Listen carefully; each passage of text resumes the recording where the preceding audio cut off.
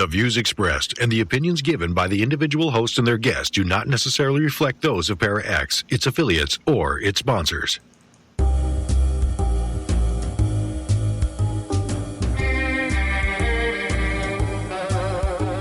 Step outside of your comfort zone.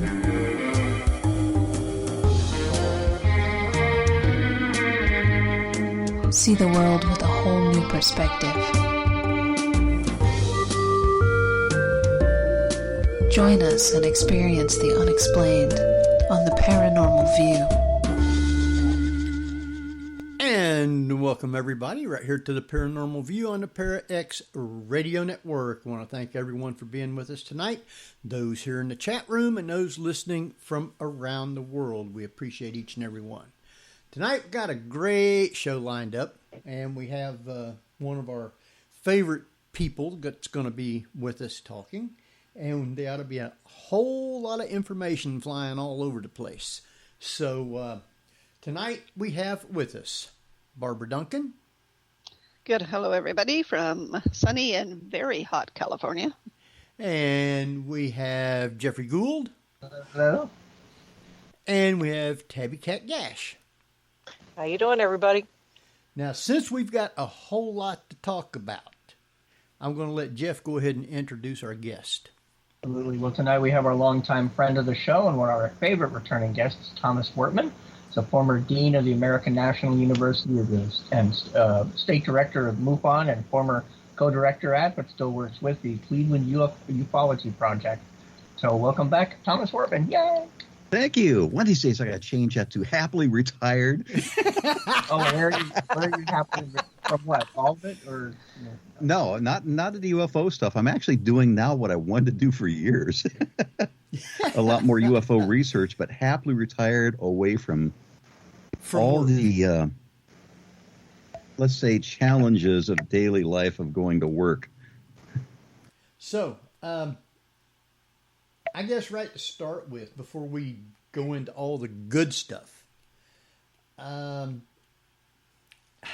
how or I should say why, did MUFON move their headquarters back to Cincinnati?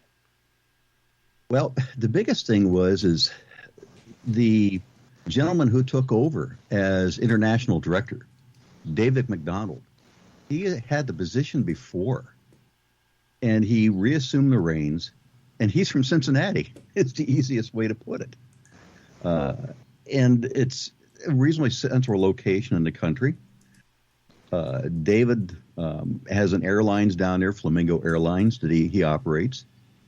And when you saw Hangar 1, I think part of the implication is a lot of UFO files were in his aircraft hangar. And with the MUFON headquarters moving back, that's where it's going to be located at again, is at Lunken Airport down in Cincinnati, where David's out of. Right. Well, that ought to be good, because there is a lot of stuff that goes on in this, in southern Ohio and, well, all over Ohio.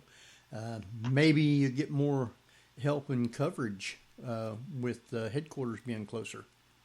Well, the coverage may stay the same, but one thing I'm interested in, MUFON has a tremendous amount of hard copy files, not just in reports we've taken, but in other individuals who have some great historical research. One of the individuals, his name was Leonard Stringfield. He was a great researcher. He gathered a tremendous amount of evidence going back a number of years ago. And people have always wanted to see his files because he kept them very private.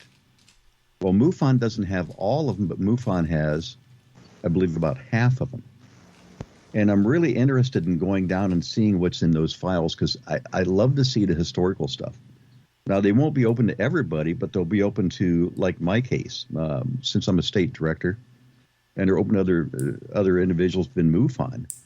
But I want to go down and see what's in those, especially stuff that's within our own state. Like you're saying, Henry, going back to looking at stuff, potentially, let's see, what if there's stories in there related back to Wright-Patterson and stuff like that? Oh, all right.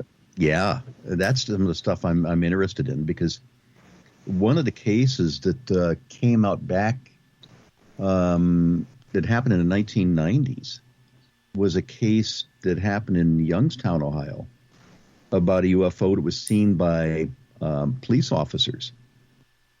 And there's 911 tapes out of the audio of that event. Well, that was discovered by accident because an individual called Kenny Young was reviewing some old stuff from Leonard Stringfield's files. He was looking for a reported crash of a UFO down by Dayton that was supposedly mentioned in the files. But he actually stumbled on a totally separate event. He was actually looking for an event down by Liberty, Ohio, which was down by the Dayton area, if I'm correct. Right. Well, when directory assistants connected him with the police department, he actually got connected with Liberty Township, which is over in Youngstown, completely in the opposite side of the state. But he stumbled on a really interesting case of all the 911 tapes. And you can hear the officers talking about stuff and people seeing things, and it's a great case. But I can't help but wonder, what else happens to be in those, like, Stringfield files. And those are eventually coming back to Ohio because, to my understanding, they were out, like, I believe in California. And that a lot of that stuff is going to be moving back to here. So from my point of view, I think it's great that the headquarters is close. Also, we've kind of got that tie into, like, Dayton, Wright-Patterson and stuff down there. So I'm really looking forward to it myself. Now, do you think there would be anything in the files dealing or secret about what's at Wright-Pat? I don't know. That's the big thing that I'd want to sit down and go through these, because I'm not sure how much they've really been going through already. Because there may be a substantial amount of material there, and for people to go through, I mean, you could spend hours, days, who knows, maybe weeks going through this stuff. So who knows what's in those files? I've got some older historical stuff myself that it took me a long time to go through, Henry. And there was no smoking guns like, that, there were aliens down at Wright-Patterson and so forth. Nothing in writing. But you get the stories secondhand from individuals that, on one hand, you're like, okay, it's secondhand. But on the other hand, Henry, you say, wait a minute, maybe some of these strange things are really true, Yeah. Because I've had the stories where, with one of the Cleveland groups I was in, one of the former members who's passed away was reportedly called down to Wright-Patterson Air Force Base to assist with an autopsy a number of years ago. He happened to be involved with Case Western, which is with the Cleveland Clinic, one of the best hospitals in the country. He was well respected. Somebody told me his specialty was like forensic analysis, but I think it was more into the chemistry side. And the story came back that he did reportedly help perform an autopsy on an alien down at Wright-Pat. Now, again, you've got no pictures. You've got nothing other than the stories from people. But what I thought was interesting, though, is I was involved with a team with MUFON. And we were talking about abductions, bodies, and so forth on there. And all of a sudden, out of nowhere, this doctor's name came up as being mentioned, being involved with an autopsy. It wasn't from somebody in my area. It was somebody from completely out on the West Coast. So I'm like, whoa, wait a minute. They heard this guy was involved with the autopsy clear out there. Has this story maybe just gotten around a lot? Or maybe there's more truth to it than what we realize.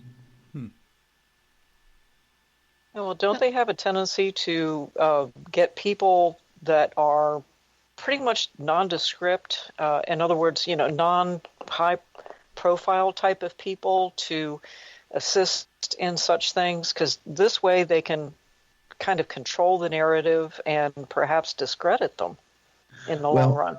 This guy was really, really well respected. And the clinic has a number of the top facilities in different areas in the country.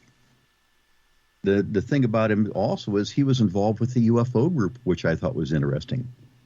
I'm like, wait a minute, if you brought this guy down, wouldn't you kind of check his background out to see what he was doing? You know? Yeah. But, yeah, that doesn't make any sense. But in his real life, though, they said that he kept a very, very low profile. He didn't talk about UFOs. He would go to the meetings. He would do things. But he would keep a very low profile. Most of the people didn't even, the way I understand it, didn't even know that he was a doctor involved with the clinic. He just wanted to keep that part of his life private. Well, that sounds like one of the type of people that they would want then, because that way they wouldn't want to draw attention to themselves. And you hear the story, and supposedly, Cat, he had a photograph that he took of one of these entities, but we could never track it down. He supposedly put in like a safety deposit box, and then once he passed, who knows what happened, to that stuff. Well, where do you suppose that the government would quite possibly do most of these type of experiments? I mean, there's been speculation that, they do things at Area 51, or they do things at Wright-Patterson.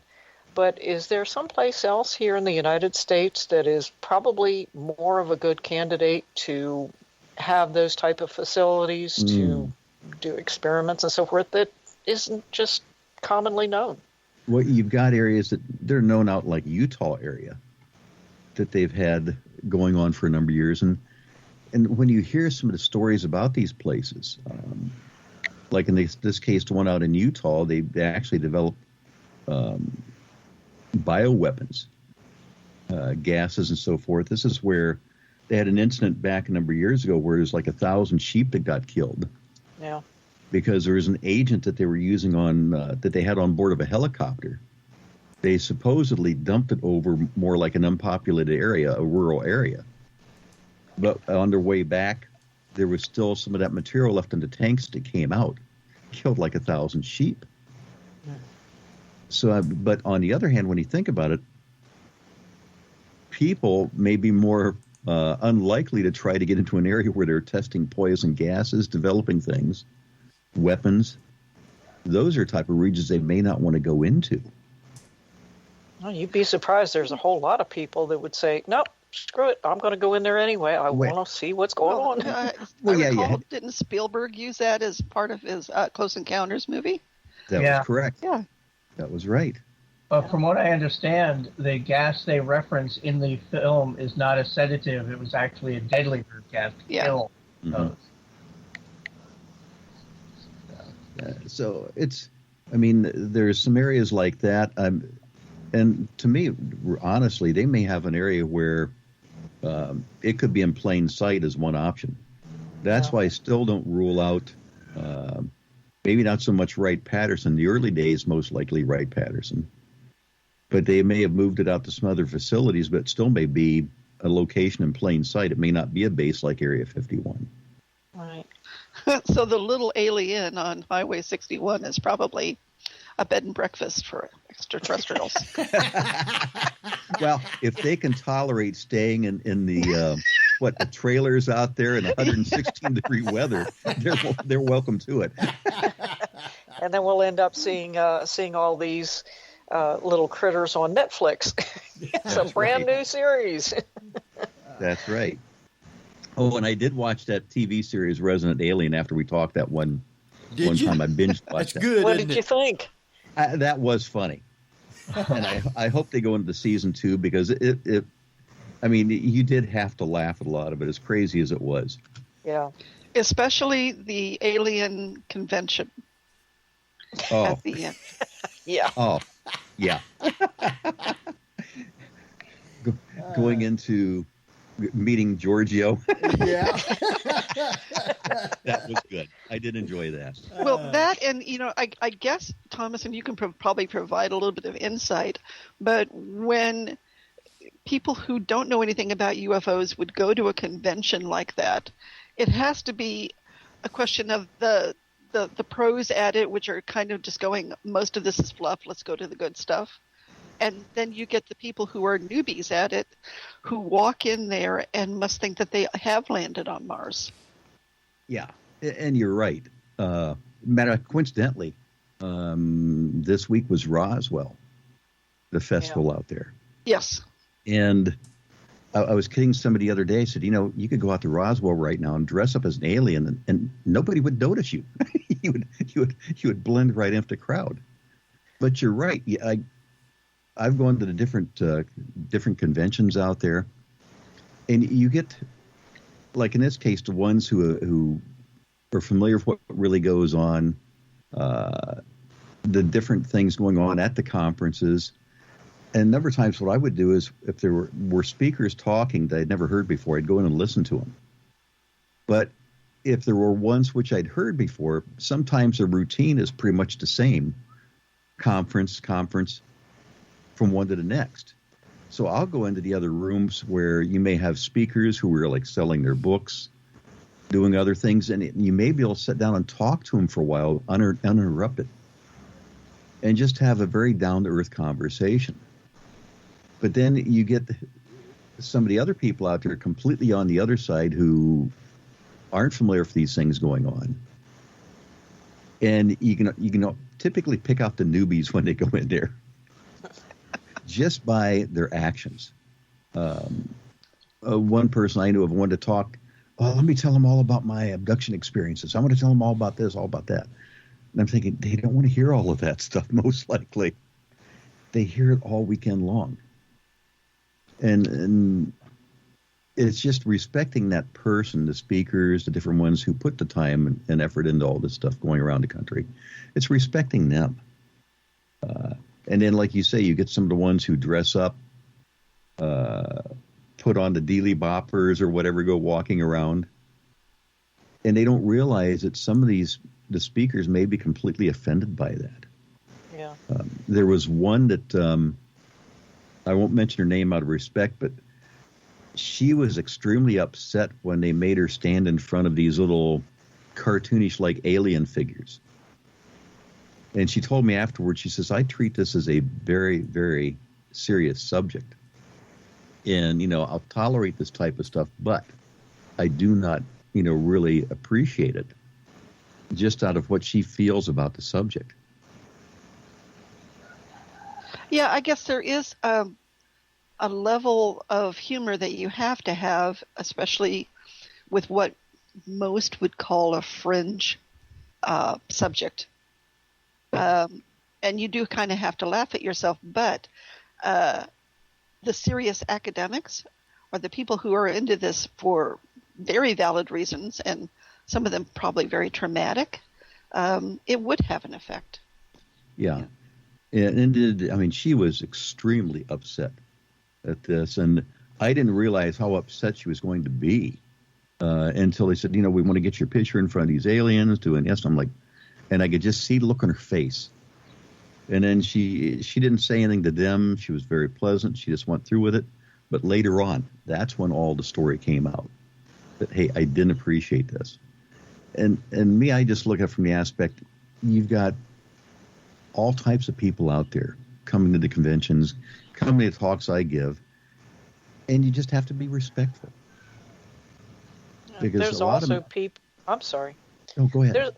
There's a lot of people out there that mix humor with seriousness.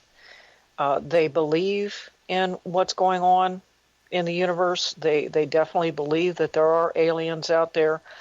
And it's like some people that deal with grief in a different way, where instead of crying a lot, they might laugh a little bit more or something, based on the type of person that they're grieving about.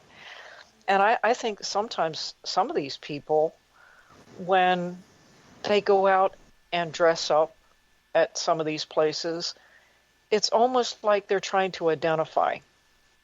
Some people are not necessarily trying to be disrespectful. They're just trying to identify with their own belief system. It's their way of showing support that, yes, I believe in this. And yeah, I agree with that, Kat. They just want to be part of the group, and the one thing that's happened now since all the Pentagon stuff came out and all these stories within the last few months is I've got a lot of phone calls from individuals and in what I call the senior circuit, 60s, 70s, and they just want to tell their story. Well, I had this thing happen to me back in the 1960s. You're probably going to think I'm crazy. No, just go ahead. And what I do is I provide them a platform to go ahead and tell their story. And the other night, I had one that sometimes your patience wears thin, but I was on the phone for like an hour and a half to 2 hours the other night. And the individual would tell me one story, then he would go on to another story. Well, let me tell you about another thing. Let me tell you about another. They tell you about, and he was just wanting to get the stories out. And when you really, I think, scrape a lot of it away, he may have been an individual who had a very traumatic experience back in the 60s. And now a lot of the things are carrying over, that he's seeing stuff, and it may not be a UFO whatsoever. He may be misidentifying things. And I think that's based on the number of the claims that he had, that appeared to be the case. But I think when you really scrub it away, there may have been a very, very major event years ago. And the thing is, he never had anybody to talk to. Yeah. So all this stuff just keeps building up year after year after year. I mean, all these decades. And he wants to get it out. And this whole thing of not being able to get it out, maybe he keeps seeing all these other things now, and he automatically is just assuming they're UFOs because he just has this intense feeling in him. Well, exactly how much do you think these reports are going to add to reigniting some of that post-traumatic stress or repressed memories that people have had over decades? I've been getting, just in our state, and they're not being turned in as official reports. I'm getting direct phone calls a couple times a week just out of the clear blue sky. The individual may actually reach out to me initially through Facebook or some other service like that and say, I'd like to talk to you, and I'll pass my contact information on to them. But typically a couple of them a week. So going on the last, couple months, there's about 16 or so times I've had phone calls coming in from individuals who just want to get these stories out. And I'm just curious on where it's going to keep going to, because like if the Pentagon thing keeps building, if we get more information coming out there, we may be getting a lot more of these stories on there, Barbara. Who knows? Who knows exactly how many? Well, that kind of touches on a point that I noticed in this preliminary assessment on unidentified aerial phenomena. I went ahead and looked it up and printed it out and read it. And I thought it was pretty interesting that now in this document, they're trying to tell people that they should put aside the quote-unquote stigma of, not coming forward and telling their story, which kind of contradicts what the military and the government has been doing for years. About every time somebody decided to talk about this thing, it was either hushed up or swept under the rug, or people were even threatened to keep their mouth shut.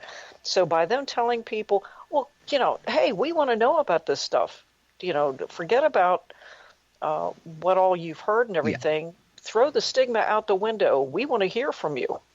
It's like throw open the doors and let them talk about it. You're exactly right. It's kind of like, okay, here's my crazy off-the-wall analogy. It's kind of like being given the old Etch-a-Sketch that's got the picture on it. Now let's turn it upside down. Let's shake it and let's start fresh. Forget about everything else in the past. Forget about potentially anything with Roswell, anything at Rendlesham Forest, all these other major cases. The Travis Waltons of the world, the Betty and Barney Hills. Forget about all that stuff, the stigma and stuff. Let's just start fresh,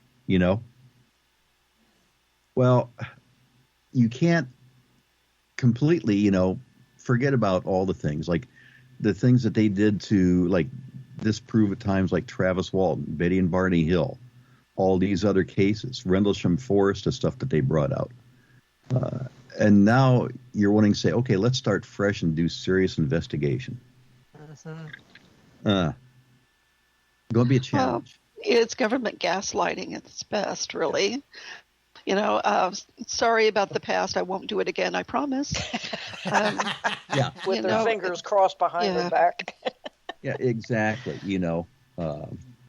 There are a number of things in that report, but I've got a couple of unique takes on that, though, on the whole report. And some people in the UFO community may not be happy with some of the things they say, but I'm saying them in all seriousness. To begin with, I don't know what you thought about the report, Kat, when you saw it. I mean, 9 pages? Yeah. The fact that it's 9 pages. Yeah. Yeah, but the 9 pages don't say much. You could have put whatever it was that they wanted to say in about 2. Okay, well, why it wasn't 9,000 pages is telling as well. I would have thought that there'd have been a whole lot more that come out, though. They can't just say, well, we don't know what it is, blah, blah, blah, and that's it. They've been studying this stuff for, 40 years, 50 years? Oh. Yeah, and here's my take on it, though. I mean, when I saw it to begin with, 9 pages. Now, there's actually 2 reports. This is the public one. There's another one that went to Congress. Right. It's the long version. The first thought that went through my mind as I'm flipping through the pages, and I remember being back like in high school English class, having to write a report. Let's see, I've got a cover page. That's page 1. That counts, doesn't it? Yeah. Okay. You've got an index. Wait a minute. Page number 2, and I've got it in front of me right now. And also, by the way, Henry, I sent it to you through Skype. Oh, okay. I haven't. The final page, or matter of fact, there's one page that I had to crack up laughing at. It says Appendix A. These are definitions of key terms.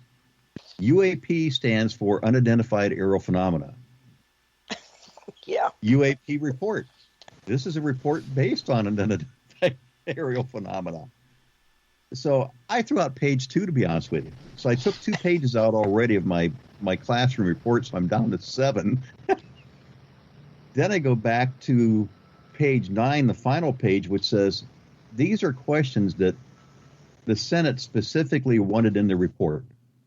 They wanted these answered. So he had Appendix B was actually the questions that they were supposed to be answering in the report. I wouldn't consider that the report either, so I took 3 pages out already. So now I'm down to 6, and if you really look at some of the pages, they're only half pages.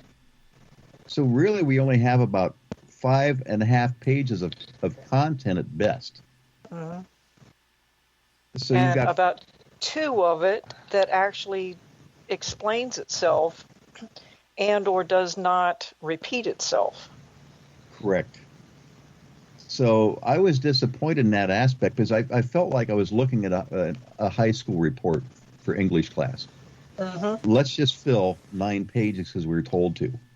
Yep. Content was very superficial.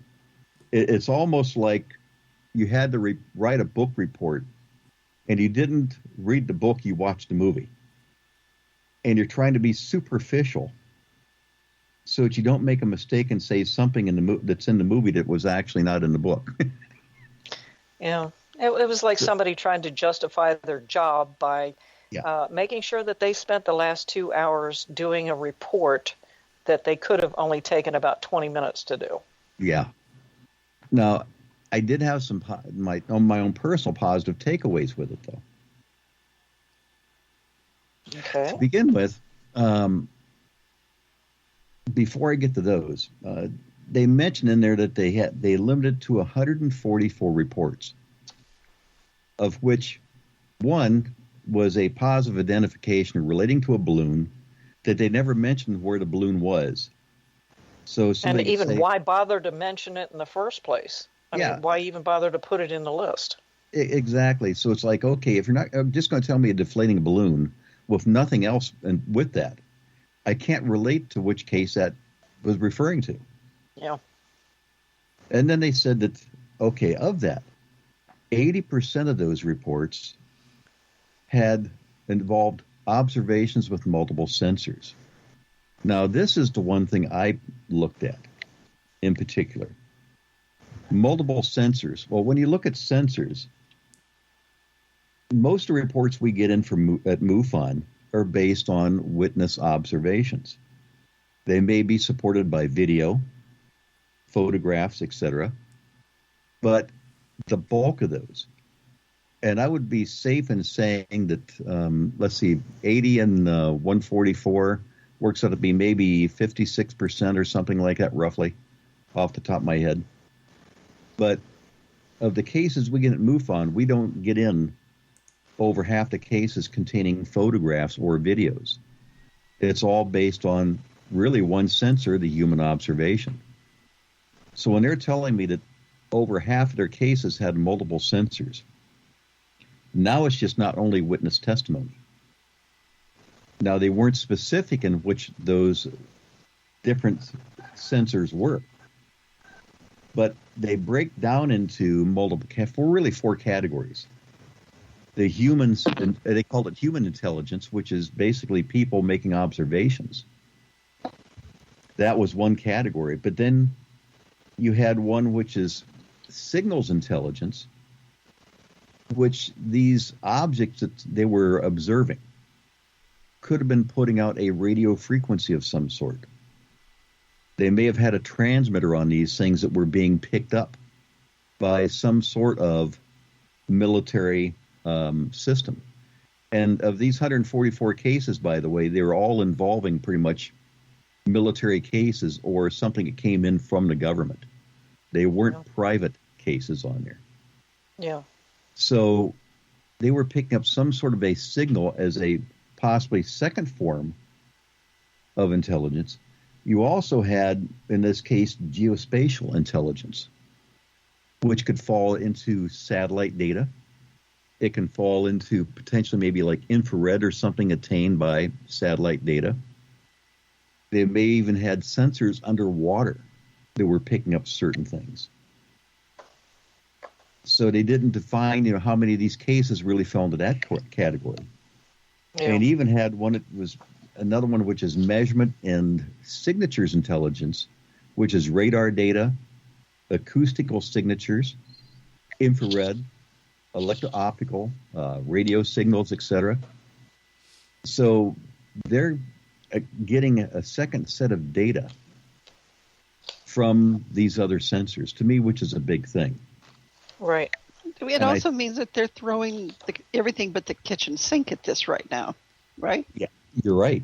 They're pulling all of their resources that they've got to say, are we picking these things up by any of our sensors on our military systems? Now, something I thought was interesting on the negative part, though, is they said that, well, our sensors aren't really the best for maybe approaching UAPs, looking at UAPs, identifying UAPs. I'm like, wait a minute.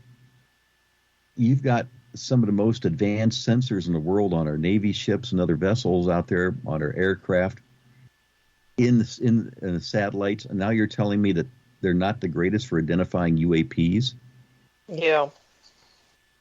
Are you looking for like a more of a budget now to go into this area? But when I do see them looking at this extra sensor data, that's a plus.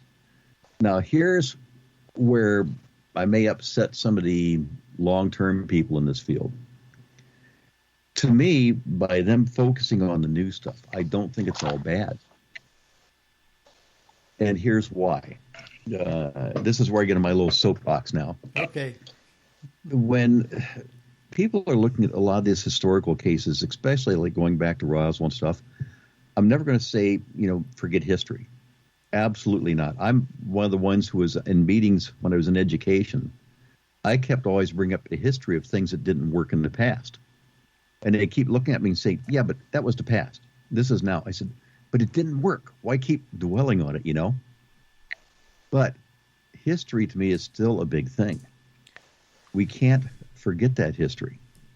But when you look at these cases that they're focusing on, the naval encounters of 2004, the naval encounters 2015, naval encounters 2019, along with a number of these observations they've had off the coast by aircraft and other means, they've got newer reports coming in. They also said that they created, and this is the part that I saw as a major weakness that I wasn't surprised about.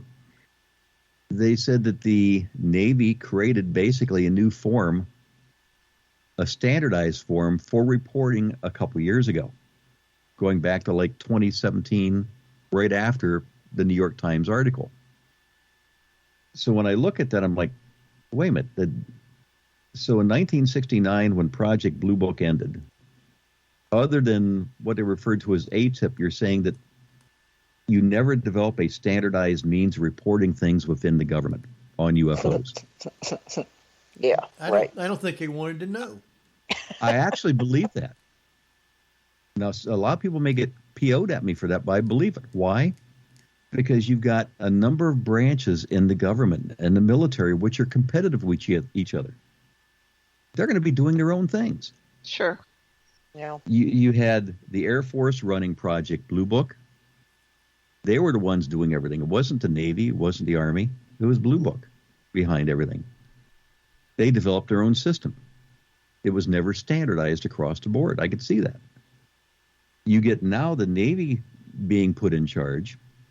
They develop a standardized procedure. And I could see that for years that either a couple things happened. That either there was no standardized method, that they would go out and they would interview these witnesses on board Navy ships, maybe interviewing Air Force pilots, other ones who had had their own sightings, interviewing all those people, but nothing was standardized as far as like a true questionnaire. I could see that. Then the other thing comes into that you talked about, Kat, that stigma. Well, you're going to have still different ones within the different branches of surface that are going to say, well, I don't believe in all that crap. So let's kind of like debunk it or let's push it off. And you may have other ones who are more forward thinking saying, hey, I want stuff on this. But nobody's on the same page. Yeah. Well, isn't also going to be the fact that if they don't have to focus on the past and answer a lot of questions about mistakes made or cover-ups made, if they can start at the beginning, they actually might be a little bit more forthcoming because they're not being held accountable for past mistakes. You're right. They may be more forthcoming. Also, they said the Air Force now has adopted the system the Navy had for reporting. A letter came out after this report from Kathleen Hicks, who's in the government office. What government office, I forget. But she's a deputy secretary. But she said that they wanted to develop a standardized system, that this is one of the things they needed to do, objectives. A new objective they were, supposed to go with. And there was supposed to be something developed across the board. Here's why I think that standardized system is critical, very important. If you get a standardized questionnaire developed that's very thorough, that you can get these reports in, that individuals who had a stigma attached to the subject, that they're more open, they want to talk about their events. You get, let's say, more honest reports coming in a standardized system. Something I think that's very critical going forward is you develop a system for artificial intelligence and data mining in these reports. You get all this information coming in from all these additional sensors, radar data, satellite data, all these other things, and you start developing artificial intelligence to, let's say, go over the reports, review them, and eliminate the stuff that it can. Oh, this stuff here, these sightings here, these were potentially tied into, let's say, a certain military testing going on. These sightings over here, they were tied into this. But these things here, we have no clue about. We put those in this others category that they used, I think, in the report. That really is the unknown stuff. And you gradually start developing artificial intelligence to maybe, review these cases along with individuals. If you go back, and this is where I say that the historical reports are very important, but with historical reports, the difficulty is you've got secondhand information, third-hand information, people taking things maybe out of context. So it's how pure are those original reports? And even back then, there was nothing in a standardized format. And more importantly, you didn't have all this radar data potentially available, satellite data, all these other electrical system or data systems that you can help gather information from. If you went back and tried to put all those in to begin with, I think it'd create more of a challenge to go back and data mine these newer reports for information to really glean this stuff out. I mean, I still love historical reports because, to me, what you could do is once you get a system rolling, if you can start developing a good system to really screen these reports, to look at this stuff through maybe helping use it by artificial intelligence, then maybe you can go back and start looking at these older historical cases. Then you may be able to find similarities, patterns in these older cases that relate to this newer stuff.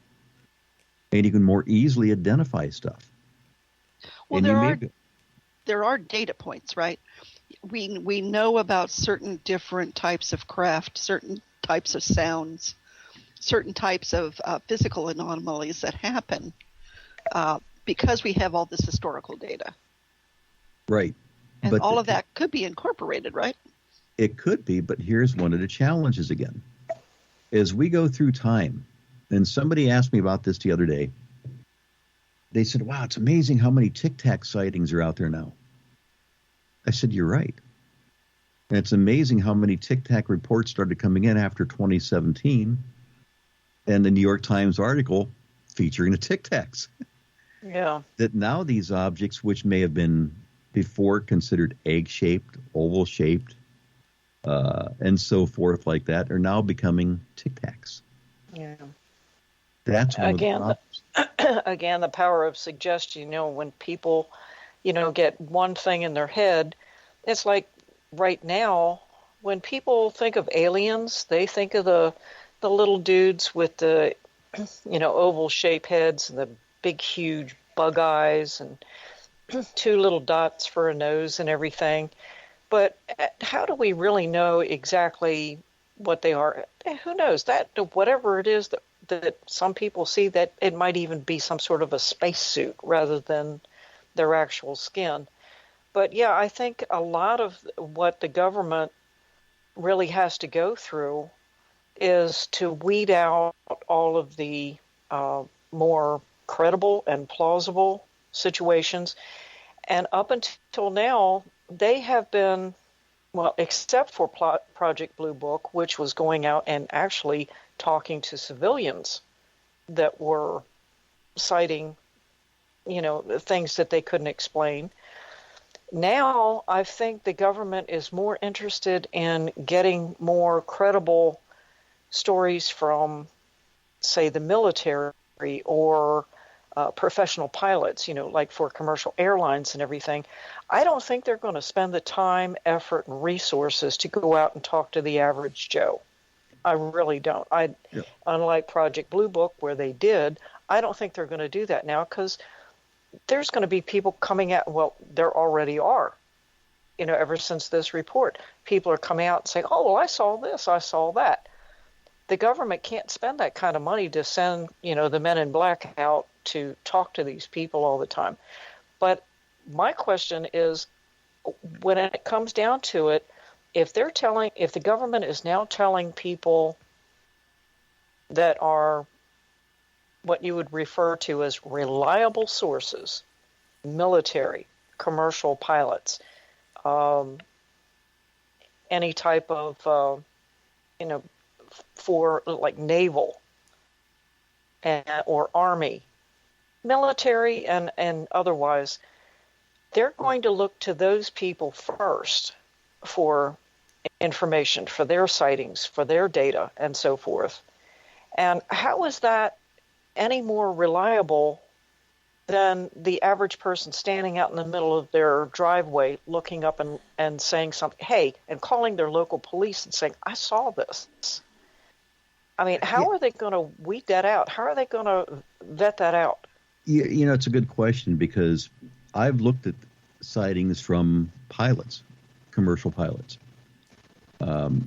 There's a number of very interesting sightings out there, but also I know they can also make mistakes in what they're seeing and how they're interpreting it, because I've gone back and taken some of these sightings that have been out there like on the internet and reviewed them, and I can see where they may have potentially seen something else from like kind of a unique angle, and it appeared as something that didn't have wings. I've gone back and used a flight tracking software and found stuff that, okay, you're telling me that this is something that it can't be a commercial aircraft. It can't be this, it can't be that. And you're implying that it basically has to be some sort of a foreign technology. Yet, how come when I go in and review this case with flight tracking software, I see an aircraft in that exact same freaking location? Right. Now, it's there, period. So either that thing is in the same space that your UFO is, or maybe they're the same, you know? Uh-huh. And one of the things that I wanted to tell one of the reports is, well, maybe you should contact the pilot of this other plane, because since they were so close, maybe they got a good view of that UFO that you saw. Yeah. That also didn't appear in the same video. Yeah. So, I mean, how do they vet this out? How do they weed out the ones that they would not consider the most reliable sources? Because after all, not all pilots, as you just pointed out, not all pilots have, absolute reliable, sightings and so right. forth. And just to mention one more, I had a commercial pilot show me what he thought was the best UFO photograph ever, and it was a photograph of like something like a sunset, if I remember right, and it had a UFO in it that was put in there by a phone app. Wow. Oh, dear. And I saw it in a second. I went back and I actually found the case, reviewed the original report on that case. And the original investigator questioned the original witness about that photograph. And the guy says, well, I don't know how that cell phone app got put on my phone. Oh. The dog stepped on my phone. Yeah, exactly. It must have been the dog or something, you know. But I think this is why they may be looking at the multiple sensors. If they focus, like you mentioned, primarily on the military reports, they look to see if they've got multiple sensor data, like a lot of stuff that they had coming in from like USS Omaha, the Nimitz, and all those cases like that. And that's one thing they can help assist to kind of, glean these cases out, because you're right, they're not going to go back and look at every civilian case out there. What they're going to look at is the cases that may catch their attention coming in by either the FAA, which still probably won't be a private individual. It'll most likely be commercial airline pilots along those lines. They're going to be looking at things within their own branches of the military, or other sensor systems that they may have that may pick up something. Yeah. Satellite data, maybe something like that. But I think they're also looking at the fact that, in theory, these individuals should be overall much better observers. So they may be playing the percentages that, okay, our pilots should be typically a much better witness than an unidentified person coming off the street. Also, they're looking at the fact that they've got all this sensor data. One of the things that I know the skeptics out there have been really jumping on off and on is, well, these sensors, it may be sensor data error. Well, a lot of their equipment in the military has been checked over. So, yes, there may be glitches, there may be faults, but that's going to be much more minimal overall. You're going to have a very high degree of accuracy. backing up these witnesses' testimony. Yeah. So I think they're really going to be focusing on these going ahead, plus the side that they look at it from national defense. Yeah, but Thomas, there's still a stigma attached to UFO reporting. And, for a long time, pilots were warned not to make reports because, they could get dinged by their airline or whatever. So, without a doubt. Yeah. And it was interesting back when the Advanced Aerial Threat Identification Program was being funded, as it was called. And by the way, I mentioned to you earlier, Barbara, about watching that interview with Bigelow and George Knapp. It was during that time, he actually mentioned it. He was the one who got the majority of the Advanced Aerial Identification funding, because it was actually started under a different name first. And then ATIP was kind of like a nickname that had been used for it, and that one kind of like took over. But it was originally looking for advanced aerial weapons or something along those lines. It had another one of these military terms that they used for it. But when they started it, he actually put a bid in for running being involved in this program, gathering information. He put a bid in, and since he'd run NIDS for a number of years, which was a scientific group that he had that was involved with researching Skinwalker Ranch, we were talking about earlier, Kat. He was the one who got the bid. And I can see in some senses that he would have been a good choice for running that. Well, he reportedly got the bulk of that $22 million that was put up. And it's chump change in the military, but he got the bulk of that. And one of the things that happened during that time frame is that when UFO reports were coming in to, like, people wanted to contact the government. If you went in, it was right around 2008 time frame, somewhere through there, 2008, 2009. You would go into the FAA website. It said that, if you have basically a sighting, you need to contact an organization called BASS, which is Bigelow Aerospace. He had his own group out there which was examining UFO reports. So anything coming in from the FAA website being directed by that 800 number would have gone right to him. And then once the funding for the program ran out, he wasn't basically being funded by it anymore. That's when they changed it back, and now they said contact the basically the National UFO Reporting Center. Yeah, well, I suppose once the government pulls the plug, Yeah. you've got to go back to either your own funds or just rely on other data and so forth. Yeah. I think in the long run, when it comes down to the government funding research into UFOs, or I should say unidentified aerial phenomena, as they refer to it now, I can't help but wonder what exactly are they funding? And of course, it'll never come out exactly what it is that they're going to be spending money on. What exactly are they going to be using government funding, or are they using government funding for, as far as what is out there? What are these objects?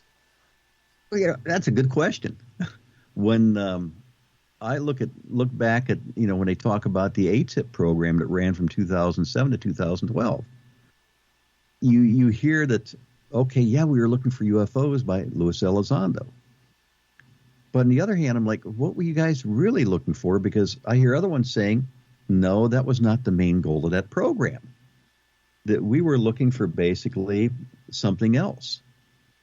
So now you look at this report for UAPs.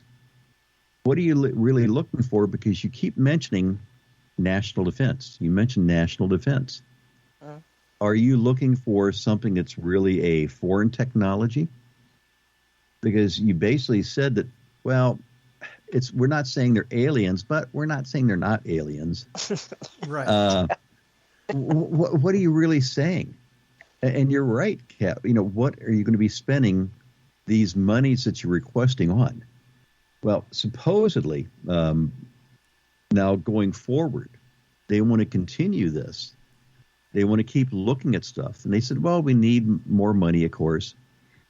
But they're wanting basically an organization set up with a whole outline of who is involved. And they've got some things that they're looking at going forward. Someplace here in front of me. I actually sent you through Skype, Henry, a letter from that Kathleen Hicks. It's just a one-page thing saying that, okay, we've looked over a report, and what we want to do going forward is set up a procedure to synchronize collection of information from basically different branches of the military and establish recommendations for securing military test and training ranges. So that's telling me, Kat, that they're looking right now only at these military ranges with that statement, that they want a procedure set up. Because most of these events are happening in military operation areas or testing ranges. They also want to develop an organizational alignment with who's all involved. And then reports are going to be going back to the Joint Chiefs of Staff and so forth in the future. Yeah. But again, it's very open on what they're looking for. Uh-huh. Now, how many, you're the director of all of Ohio, so how many different, researchers do you have all around the state? And if they get anything, reports comes into them, do they funnel everything back to you, or do they only look for certain things and then they send it to you? Well, when the reports come in, when people have a sighting, what they can do is go to MUFON.com, which is our international organization. And there's a link on there where they can submit a report. And just to point out to everybody, it doesn't have to be something that happened yesterday. It could be something that happened back in the 60s or before, for that matter. Again, I still like to see historical information. When that report comes in, then what it does is it gets reviewed quickly by our international organization. And one of the things they may look at is if somebody's had mention of a potential abduction. They may look at that and say, well, maybe we want to get this other team we have that's an abduction research team involved. At that point, there'll be a notation made to that. They'll also look at other things associated with the case.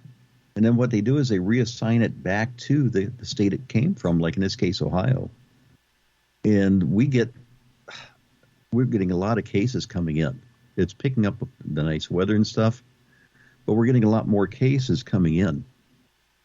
And what my chief field investigator does is he assigns them out to not just the field investigators underneath him, but he takes them. And I also take cases I still research and work with and investigate. And right now we're running 7 people, and we've got a couple other people on board looking at going through the training program. Because it's not just anybody can just walk in and become an investigator. What we've got is a training program set up that individuals who want to get involved, we've got a field investigator's manual that's put together, which is a training manual that goes through a lot of details associated with researching cases, investigating cases, different techniques you can utilize while you're investigating these. They have to review that manual and pass a certification exam as one step. If they pass that, then we also have what they call MUFON University, which is an online area where there's additional training resources available. We also, when cases come in, we assign them out to the investigators, and we have new investigators mentor with senior investigators. So we're not just basically being turned loose on their own right from day one. We're working with each other, and we also even work with each other as a team because some people have specialties that they're familiar with. that may be of benefit to the other investigators that aren't as knowledgeable about those certain areas. I get a number of cases in from all over where people wanting me to review stuff for potential connections to aircraft, researching flight data information, etc. And I'll gladly, help individuals out with those. So once those cases get reviewed by the investigators, when they get submitted, my chief field investigator looks all the cases over because he's got to prove the results once they come in. Depending on how much time I've got, I also go back and look at the cases when they come in and also when they're completed, just for my own personal knowledge of what's coming in and out of the state. But we get, right now, Henry, we're on a pace of getting about 200 reports in within the last year. And we've got like 7 people working these things at 200 cases. You're talking at least 30 cases apiece. And that's a lot. And some investigators, by the way, are pulling way more than that because they want the challenge. Wow. Yeah. So what area right now are you getting the most reports from in Ohio? They're from general all over the state. But you typically, what you've got is it goes back to your higher population areas. You get more reports coming in from like Columbus, Cleveland, Cincinnati. And then when you look at the Cleveland area, you've got a large area right along the lake. But it really goes back to your most populous cities is where they're coming from. Hmm. But something I always look at, though, is when you get these cases coming in from the country. Sometimes we call it like coming in from the sticks, Some of those may be really interesting because, number one, you may not have a lot of aircraft in the region, so it may not be connected to that. I've always liked, the person driving down the country road or being on the farm. One great one is I had an individual who was on a farm in the southern part of the state. It was above Dayton area. And he was telling me that he was out on his back porch and he would see these orbs. And this may be of interest to you, Kat. He would see these orbs traveling across the back of the field.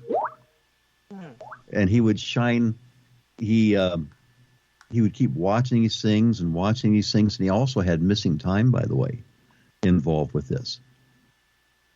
But something that I had to kind of chuckle at, and this is where you have to kind of laugh at, when you're involved in this field, is he says, well, I got out this like 1,000,000 candle power light, and I stood on the back porch, and I started shining in the light at it, trying to signal to it. And as a signal thing, this thing came at me all of a sudden. And I said, important safety tip. If you see one of these, maybe it's not a good idea to necessarily shine your light at it and try to signal it to come towards you. Don't antagonize it. Yeah. And I said, because you really know what its intentions are right now. and we did have to kind of laugh about that. But when you hear this story, and he says, I lost like an hour of time. And part of it was when he was, it was before all this happened. He says, I was driving from one point to another one. I called a family member, said I was leaving one location. And when I got there, it wasn't like the normal time frame it took him. He says it should have taken me like, I think it's 15 or 20 minutes to get home. And it took him almost an hour and a half to get home from when he left. Wow. And he had this missing time, and it was right after that he was seeing this object hovering around the back of the house. And then there was another event when he was out there that his wife said he went outside, and he didn't come back in for a few hours. He said, no, I was only out there for a couple minutes. Ooh. Yeah. But these are the ones that's extremely interesting when they pop up out of nowhere. Yeah. Wow. Does anybody in the chat room hear me? Because it says that I've been disconnected. Looks like now I'm connected back. So I don't know what's going on sometimes around here. Anyway. I'm being kicked on and off. Anyway, we are going to go ahead and take a quick break. So let's see. Let me get ready, and then I'll have who takes us out. Yeah. Okay. Hold on a minute. Let me get this set up here. And all right. Won't you go ahead and take us out to break? Hey, you're listening to the Paranormal View on para-x.com with your hosts Henry Foister, Ceiling Cap Barbara Duncan, and Tabby Cat Gash, and myself, Jeffrey Gould, with tonight's always wonderful, excellent guest, Thomas Wertman. So stay tuned for more of the Paranormal View after the break. Whether you're listening at home, at work, or anywhere, thanks for making Para-X part of your day. Your source for everything paranormal, Para-X. And welcome back, everybody, right here to the Paranormal View on the Para-X Radio Network. I want to thank everyone for being with us tonight. Those here in the chat room and those listening from around the world, we appreciate each and every one. So tonight we have with us Barbara Duncan. Hello, everyone. Jeffrey Gould. Hello. Thomas Wertman. Hello, hello. And I don't know if Tabby Cat's still on or not. I'm here. All right, then. Mine says load. Mine Load says load user list, so it's not even showing my list. Clean, but I'm back. Well, good. Yeah, I've been getting kind of like not connected stuff too, messages. So I don't know what's going on here. Anyway, the aliens are interfering with us. So. I guess that's what it is. So, I know. Has there been any new sightings here in the state, or has the activity increased or decreased? Well, I'll tell you here in a quick second. It's actually picking up, I can tell you that for sure. Just because a lot of the stuff that we have coming in from the government sightings and so forth, the government reports, that's what's really helped a lot. But to give you an idea, in the last 30 days, we've had 22 reports come in the last 30 days, so it's almost a report a day that's coming in. And that's just for Ohio alone. When you go back and you look at the whole country, it's quite a bit more than that. I can't tell you that real fast, but I know that number is substantially higher. So we are getting a lot of influx on the reports, and it kind of varies too on there, Henry, because we may go a day or two without having it and all of a sudden get like 3 or 4 in one day. In the last 90 days, we've had 62 reports come in. And when I look at the reports, a high number of these, by the way, are under investigation right now. When a report comes in, we've got 90 days to review the case, try to reach out and contact the witness, do our research or investigations, and then put a status on this case as far as the disposition, what our findings were. Most of the cases we're getting easily 60-70% fall into that category that we can identify. A lot of times it's going back to aircraft. It could be satellites. One I was just looking at was related back to a star. And this is where sometimes under CAT the challenges come in with like civilians. The report comes in, the individual says that this light is appearing in the sky in the same position night after night after night. He says it's happened for like the last week. And he says it takes 3 hours to go from basically 80% above or 80 degrees above the horizon. He watches it for like 3 hours each night. So which planet is it? It's actually a star. Okay. And what it is, I went back into my astronomy software. I can pull it up real easy.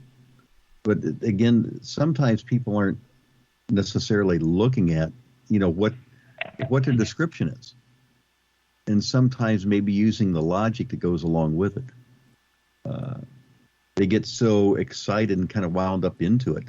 Well, it couldn't be a star. Well, think about it. Every night you're seeing the same thing.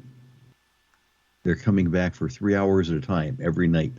So either this UFO is on a time schedule and it has to come to the region, or maybe you're seeing something to natural celestial object. So we're still getting those. And then we also get sometimes videos of night vision and so forth. And those can be more of a challenge because when you look at the night vision, one thing I look at is the object being illuminated by the night vision? A number of them have like infrared lights on them. If it's being illuminated by that light only goes out so far. It doesn't go indefinitely. So it may be something very close to the witness. And that could be anything from like insect and so forth out there, something close. On the other hand, when it's illuminating things, sometimes it's very hard to discern what, let's say if this night vision is picking up something that's higher up in the sky. I mean, is it something flying around up there like a bird or something like that may be picked up? Or is it something truly unknown that we just don't want to know what it is? Those become a real challenge. But it just takes time when these things come in to really go down through and study them. Confirm the witness's story, verify everything in the report, add extra details in that they may have forgotten or just not thought may be important, add these extra details in, and just really go back and review it using as much technology as we can to go through these. But there's no particular area when I look at these, Henry, it really jumps out. Oh.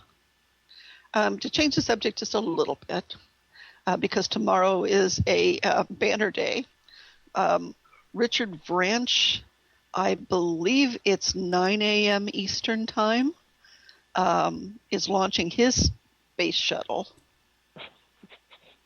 Sorry, didn't mean to snicker. And then the Amazon guy is on the 20th. Right.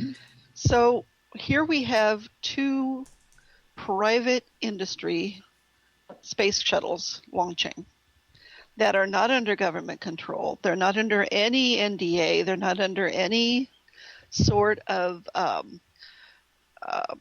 restraints from saying anything about what they see up there. How long before we start to see these private industry people saying, you know what, that's not a satellite, and most of these guys, people like Richard Branch, know what a satellite looks like. Yeah, so, with Branson, his flight, was it going to be maybe like 15 minutes? I thought it was weightless? 90.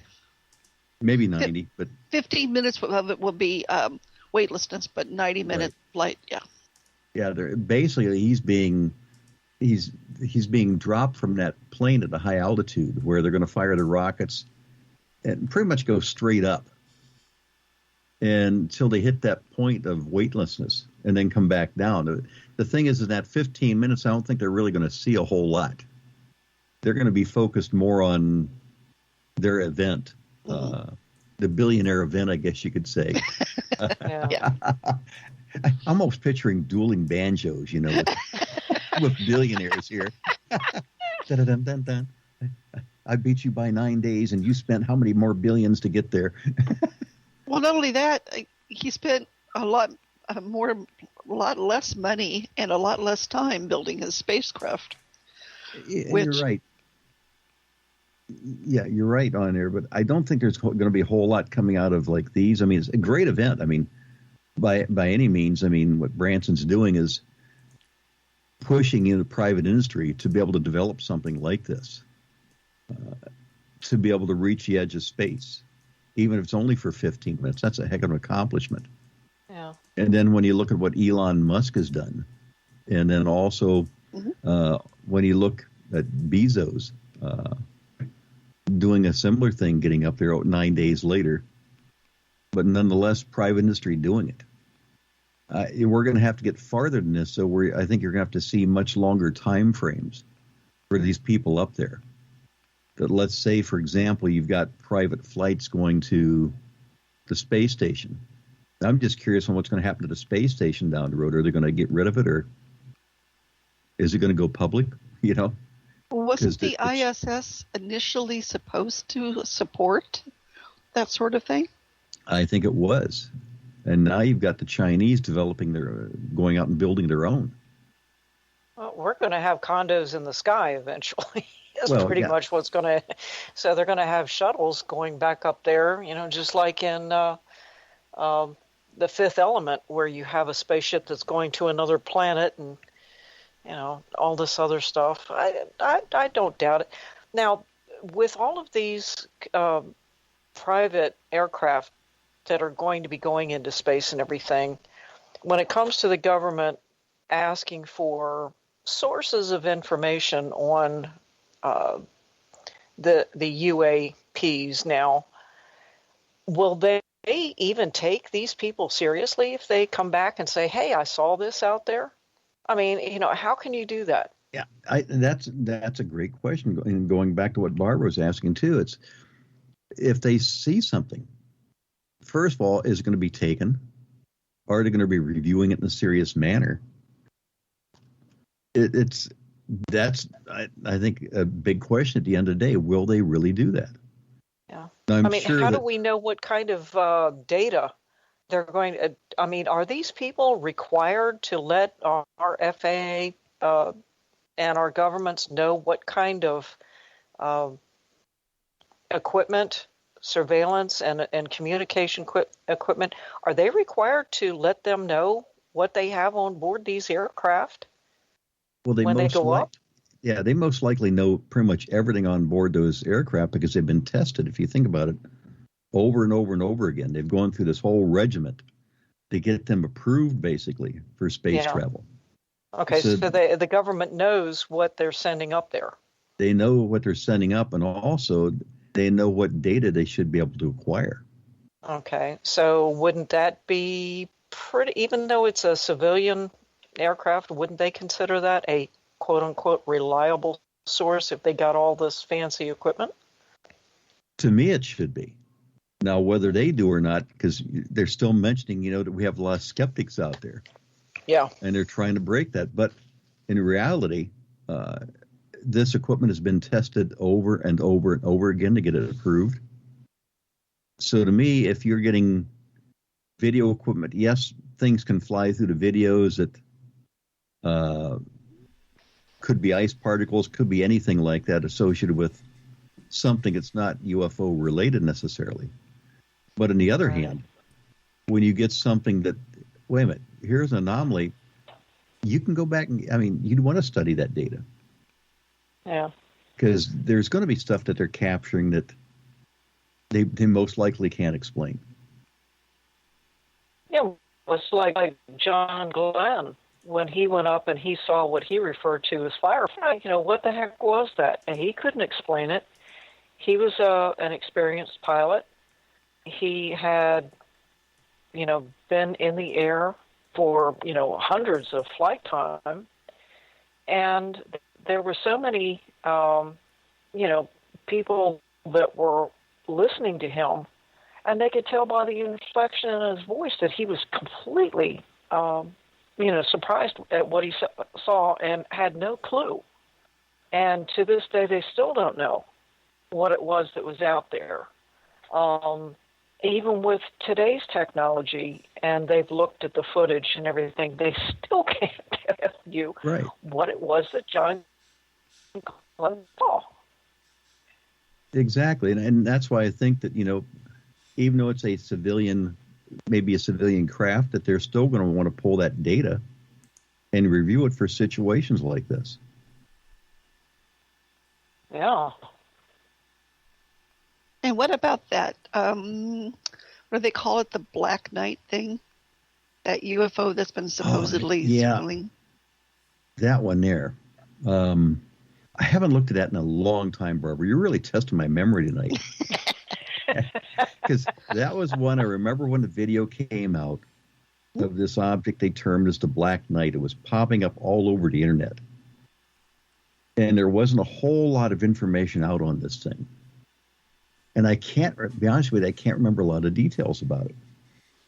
Because I think I wrote it off as either like it was a hoax or something along those lines.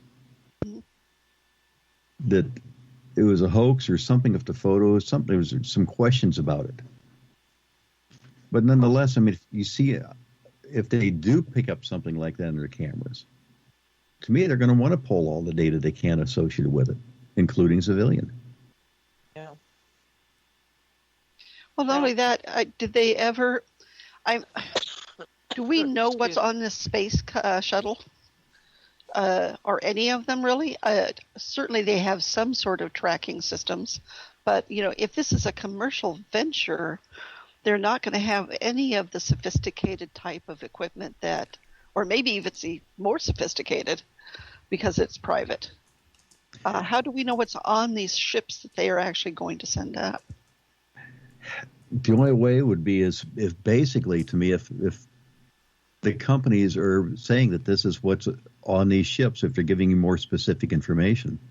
I haven't looked at, let's say, for example, like SpaceX, their website, to see a real breakdown of what's in that capsule. But then again, they may tell you these are the features we have on this capsule compared to, let's say, the Apollo and the other capsules in the past, or the shuttle for that matter. But there's still going to be things that they're most likely not telling you. Mm-hmm. Yeah. Because you've got your telemetry sensors that they use when they go in for docking and stuff like that. But there may be a question, what can these sensors really detect beyond that? Yes, they may be tracking, like as you approach the International Space Station, they may be, pick up some location. But could these same sensors pick up UFOs, UAPs, or whatever you want to call them today? Yeah. Could they be picking up? I don't think Elon Musk has even talked about aliens, really. Has he? Not that I'm aware of. I have no idea what his belief system is on any of this. Well, he's kind of a unique individual. Well, yeah. Putting it mildly, yeah. In some of the interviews I've seen with him, I can't argue. I mean, the guy's intelligent because look at what he's done, Sure. Even if you're not doing it yourself, he's finding the right people who can accomplish it. And then he's built the money up to be able to do it. Mm-hmm. So you can't knock his accomplishments along those lines. But I don't know if I'd predict what's going through his mind. I'm not even sure he can at the time. But wasn't he the one who lit up a joint on Yep. Joe Rogan's show? Yep. And NASA wasn't really happy about that because they didn't really like the image it was portraying. Yeah, how can you rely on somebody that's lighting up a joint to send an aircraft into space and say, "Oh wow, man, I just saw a UFO." And I'm sorry. How are you going to take somebody like that seriously? In his defense, he's not the one flying the spacecraft. Oh, thank goodness. and then he's also putting about what his goal is, like 10,000 satellites, 10,000 plus satellites for Starlink. We don't have enough cluttering space. That's it. Thank you. Exactly. But I've never tried to picture what's on his mind. I wouldn't even want to go there.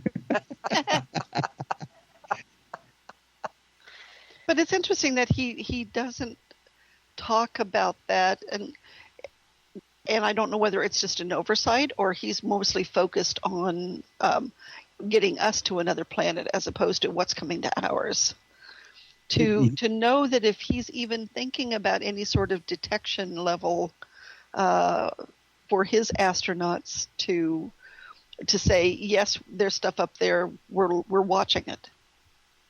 He maybe is more focused on the goal that, okay, I want to develop this space program to be able to get to the space station. Goal of maybe the moon, goal of maybe the Mars, etc. He may be more focused on those and maybe just who knows? I don't know. I'm just throwing some things out there for thought. But what if he's on like the small print of some of their pages where they have all these goals at? Oh, and by the way, if we encounter aliens, we do this. Most likely, he's got his own parameters, and he's not telling anybody. Could be. Yeah. I should send him a tweet and ask. And then, I mean, he's put together a great space program. Oh, yeah. I mean, when I see the things that they've accomplished, it's just the things that you only saw in 1950s B movies, sending a rocket, having it land exactly where it took off at, And we used to watch movies from the 50s and 60s where they land like that. Right. And the first thing out of my head was, my God, I just watched Flash Gordon. Yeah. I can't help but think that, okay, what if they were the ones involved with the next moon landing and so forth? Could they accomplish a ton more, Yeah.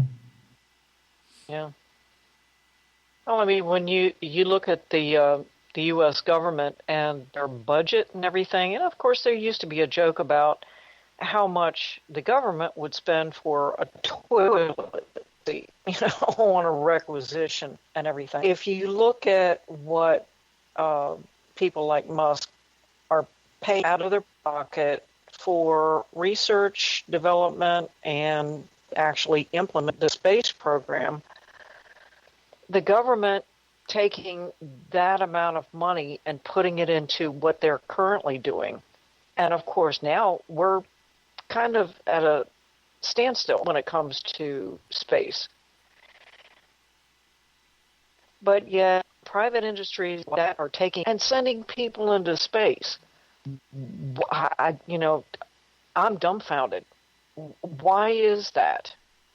Where somebody that only has a limited amount of, millions, but the government is just suddenly at a standstill and says, oh, no, we don't have them.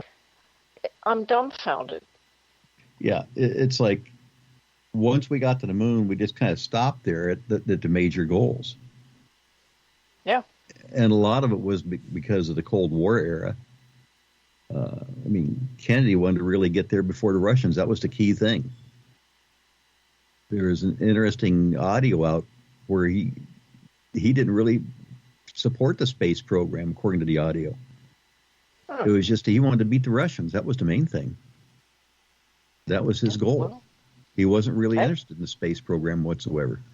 Well, yeah, that was post Bay of Pigs, and he had to show up. Yeah. The Soviet Union. Worked. So, yeah. Right. And now that, like you say, the private space programs have really picked up and rolled with their own money to a high degree. And look at what they've accomplished in a short time. Well, with people like Musk and some others that are wanting to send their own private aircraft into space, I wonder what, and I do believe that there are beings out there in the universe that are different than ours, that may quite possibly be watching us. I wonder what they're going to think about this. They've already kept track of everything that's been going on for a number of years, and I wonder what they're thinking about these, what I would refer to as almost tourists. Well, if you a spacecraft. If you look at all the junk that's orbiting the Earth right now, and if you've seen the photographs, it's horrendous. My first reaction is, finally, you're going to clean up your trash in your yard. Yeah. Oh. Yeah. Thomas, it's how people can do, how people can launch through all of that, let alone people on the ground trying to discern what is a satellite space junk or a alien spacecraft must be really difficult. Oh, when I've got my astronomy software, I kick on, I can view satellite, and you can set it to view basically ones which are much more visible. But when you start loading in and you start saying, okay, go ahead and show me like a little bit of everything, it's incredible how much junk that you're seeing from the ground up potentially. The good thing from UFO point of view, trying to track them down, is a lot of it's not visible. So I can kind of filter a lot of that stuff out. But with satellites, we were doing a sky watch the one night. We went out to a state park which had very little ambient light. Individuals were looking up, and the thing that they weren't doing is they weren't using apps to monitor satellites coming over. It was amazing how many of them they were pointing out were UFOs, and I'm standing over in the corner with my phone looking at my app. Yep, another satellite, another satellite, another satellite. And it was amazing how many of them they were seeing when you had very little ambient light, that you really had great visibility. Do you remember seeing that YouTube video of some guy? I can't remember what he was using, whether it was a phone or a digital camera, that saw things flying across the moon. Yeah, and it was kind of like spread out. Yeah. I've had different. I don't know if I know the exact one you're talking about, but I've actually had pictures sent to me by a member of an astronomy group who took stuff traveling. And some of the stuff he was actually photographing wasn't clear out by the moon. It was actually like birds flying above. And it happened to cross the field of view. Then I had some other ones where it did appear to be something potentially like a satellite crossing the path between the Earth and the moon. It was kind of making like a dark shadow, which is kind of really difficult to track down. I mean, I could have spent probably a couple hours and figured out what it was. But it was just having the time and then, really wanting to dig into it that deep. I've seen some unusual ones. Yeah. I remember years, I think it was right after I moved into the house where we're living now, which was in 2006. And we have a very beautiful view of the sky up here. I used to live in a very populated area where light pollution was horrid. You couldn't see anything. But up here, I can see an awful lot. And I remember going outside one night and, just enjoying the night air, and just looked up in the sky, and I kept seeing this little tiny white light going across the sky. Like, what in the heck is that? It was too high to be an airplane. It certainly didn't have the shape of an airplane. It wasn't giving off any kind of a tail. And it was actually, literally sometimes blanking out a little bit of the stars. And I just watched it for the longest time. And the next day I got on the computer and looked it up, and sure enough, I was watching one of our satellites. I'm like, really? That was weird. I had never... So until you're out in an area where it's, there's no ambient light and everything, you have no clue what you can see in that night sky that's visible with the naked eye. We went down to the astronomy club. They do a what they call star party every year, where it's just a big event where anybody can come out on one weekend each year. Everybody brings their telescopes out. The group itself has a 36-inch telescope reflector, along with I don't know how many other telescopes that they've got. But the reason they chose that location is because it's basically almost got like zero ambient light. If you go down there and the moon is not out, and I mean, it can be a clear sky, you better have a flashlight or you're going to be walking in the trees or something. Because, I was down there, Henry, and laughed, but I could not see my hand in front of my face. It was that dark. I have problems doing that with light. But when you look up, it's amazing. And that's why they put the telescopes down there, because it's a fantastic area, because you don't have some of the smog, etc., from the city. You're out in the country. Yeah. Very few lights around the region. Matter of fact, even where the telescope is at, I mean, they've got lights set up in red for night when they're doing stuff out there.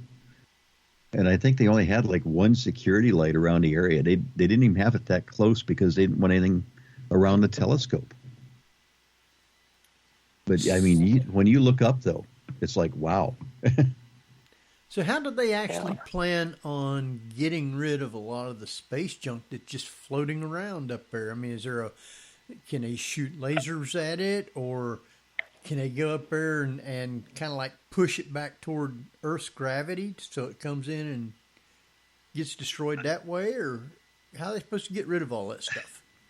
Well, I think they're looking at all the above, because they've looked at the thought of having basically something push it out of orbit. Like you could have another sort of a rocket go up that's got some sort of an object on it that could actually kind of like knock it out of orbit, push it out of orbit, to send it back down.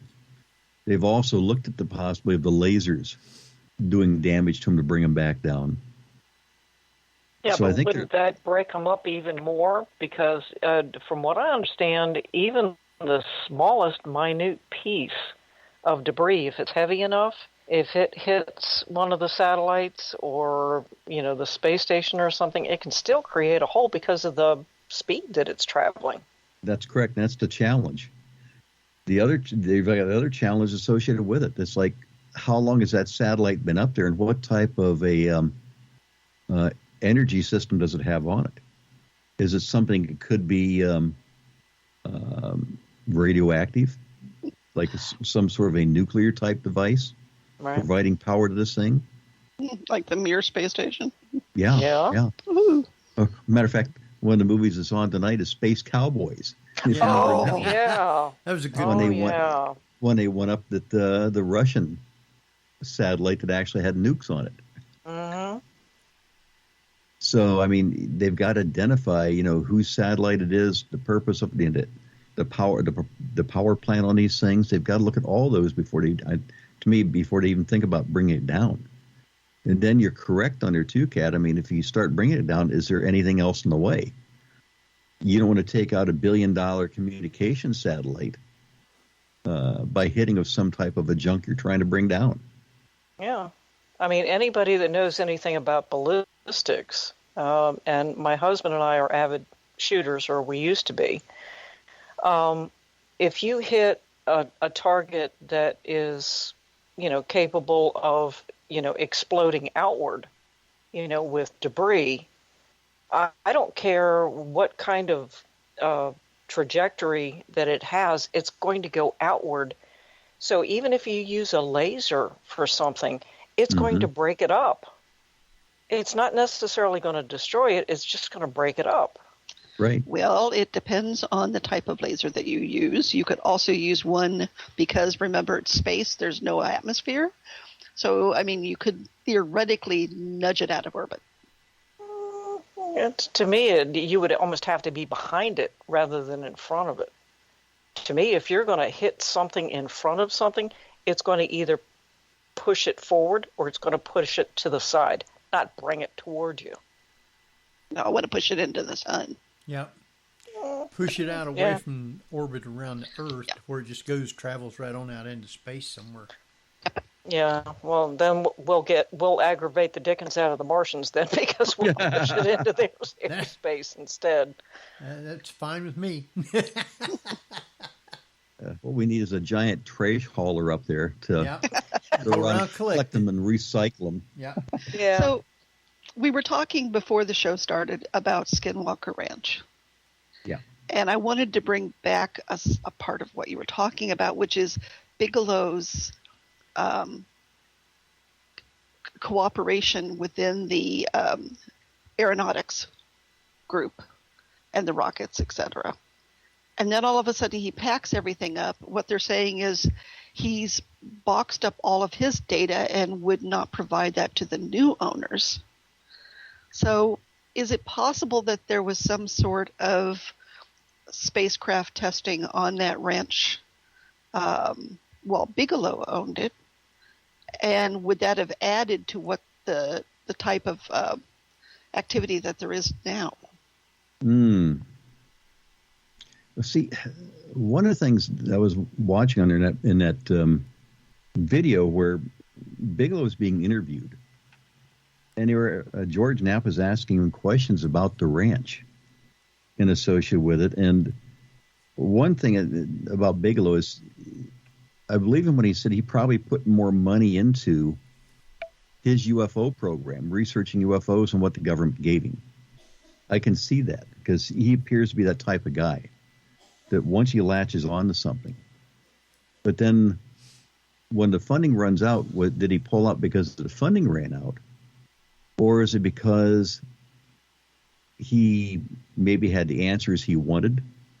Maybe, like when you look at what his program that he ran called NIDS, they basically said that, they weren't finding enough results, and that was part of the reason they pulled out. But on that interview, though, he said something extremely interesting, Barbara.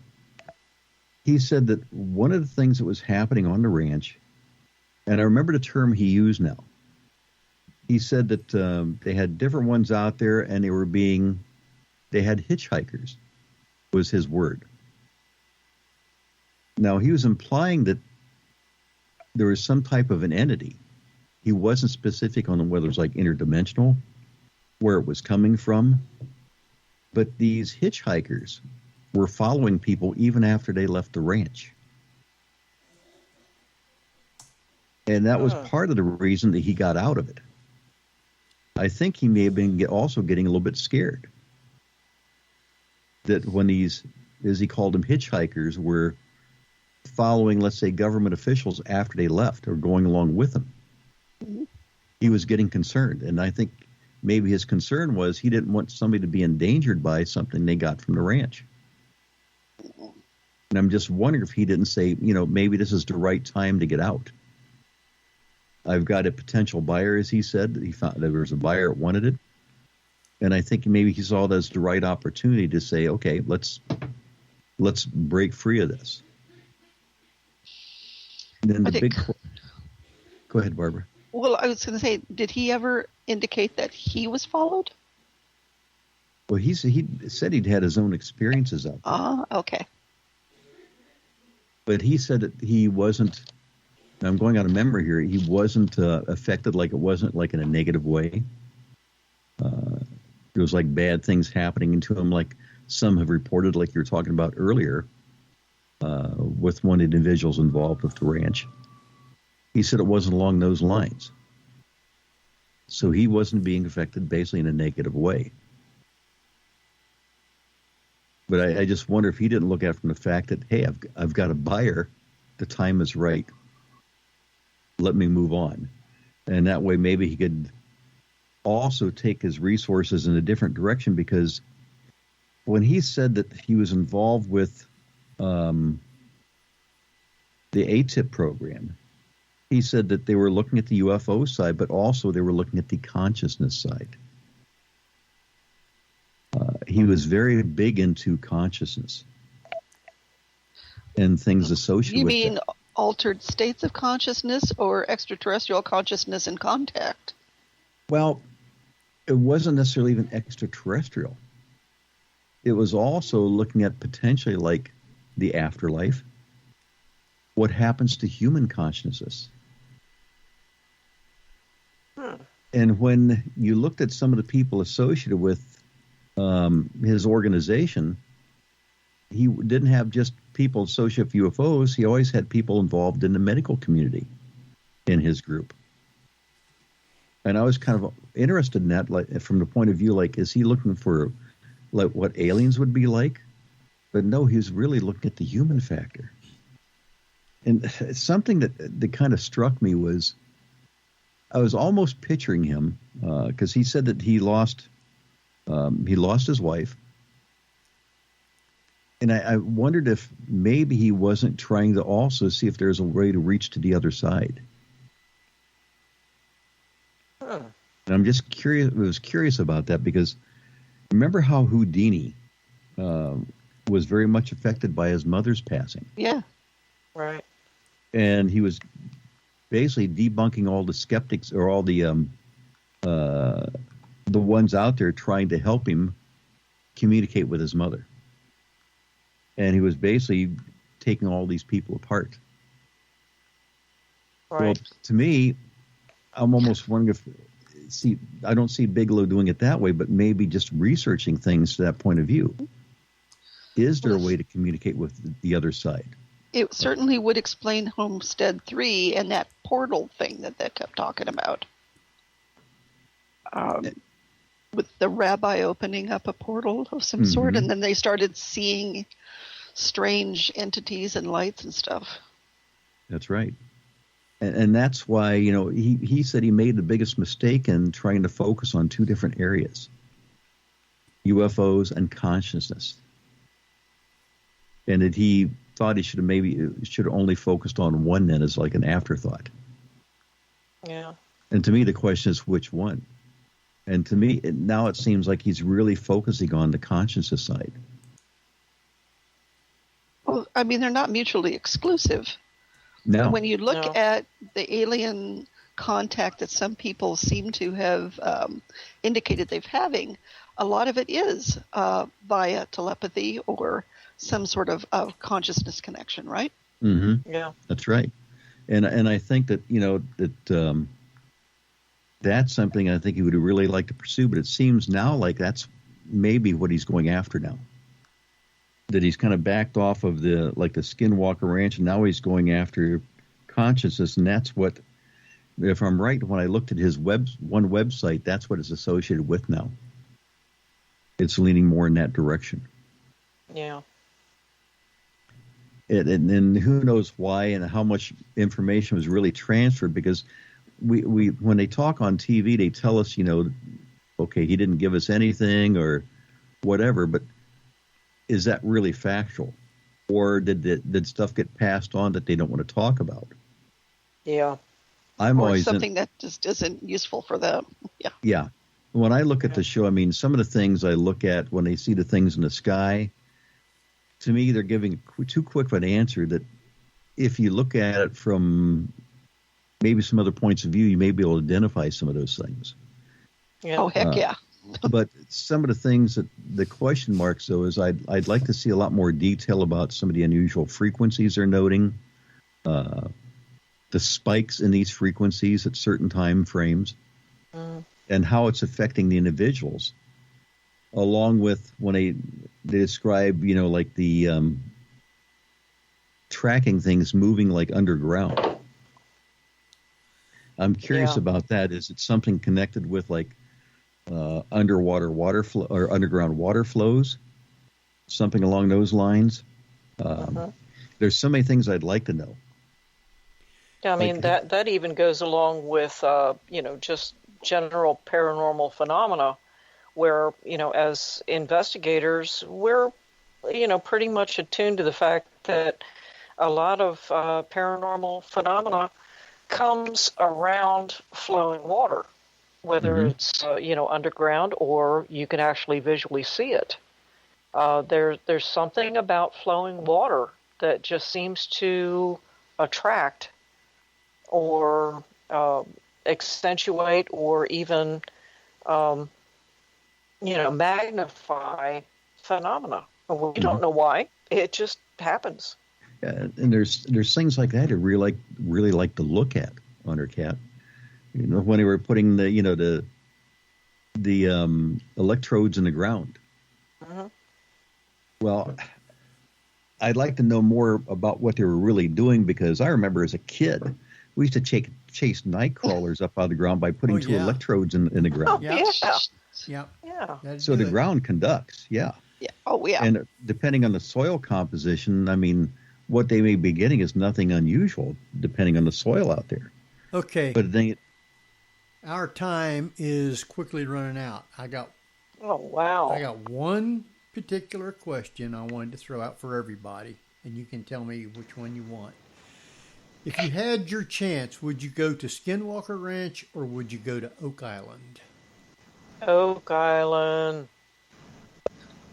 Oh yeah, I want a big swamp. I'm going to Oak Island. Oh, I definitely do Skinwalker. I'm with you, Jeffrey. I'll go Skinwalker. Matter of fact, I'll put my name out there right now if they want to contact me. Okay. And They had me at Templar Night. I'm going to where are you Oak going to Island. go? Yep, Oak Island. So, Henry, I'm break going the Oak tie. Island. Where are you going? Oak Island.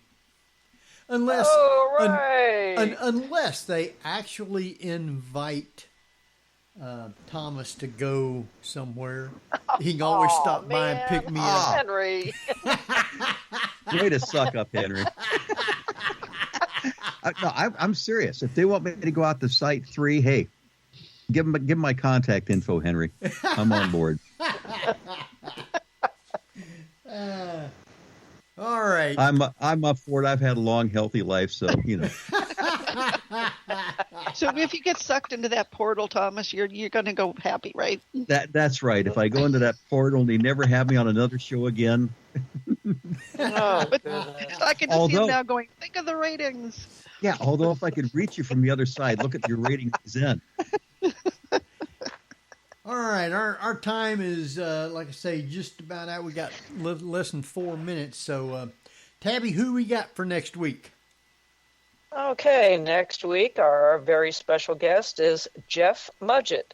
He is the author of Bloodstains, which is based on the life, times, and serial crimes of his own great-great-grandfather, H.H. Holmes, and also in which the current docu-series on TV, The American Ripper, is based upon. So,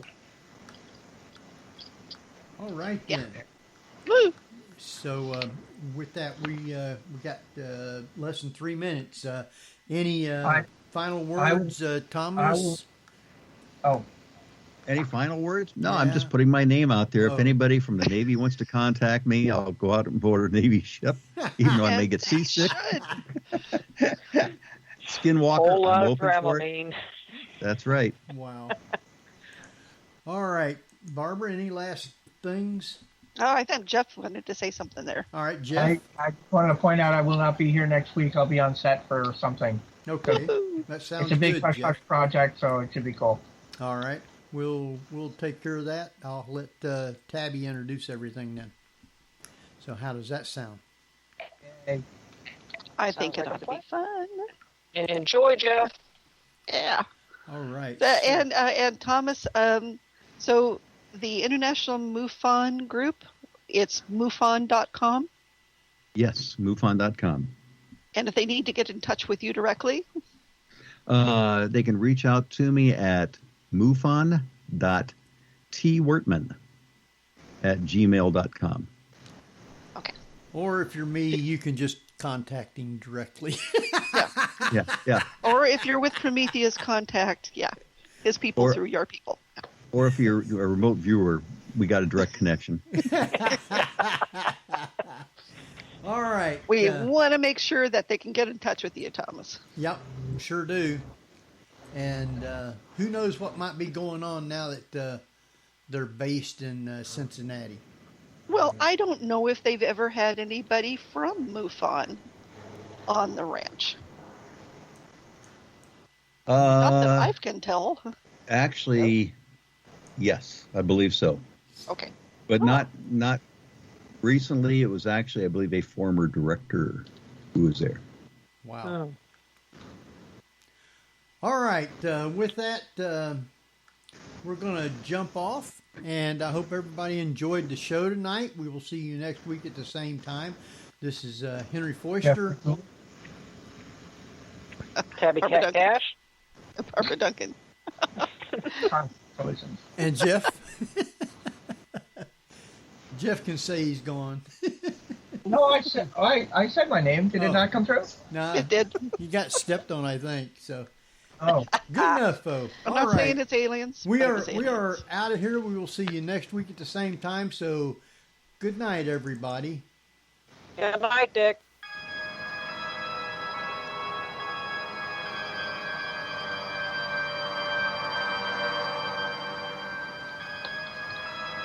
You've been listening to the Paranormal View on the Para-X Radio Network. Join us again next week at the same time for more of the Paranormal View.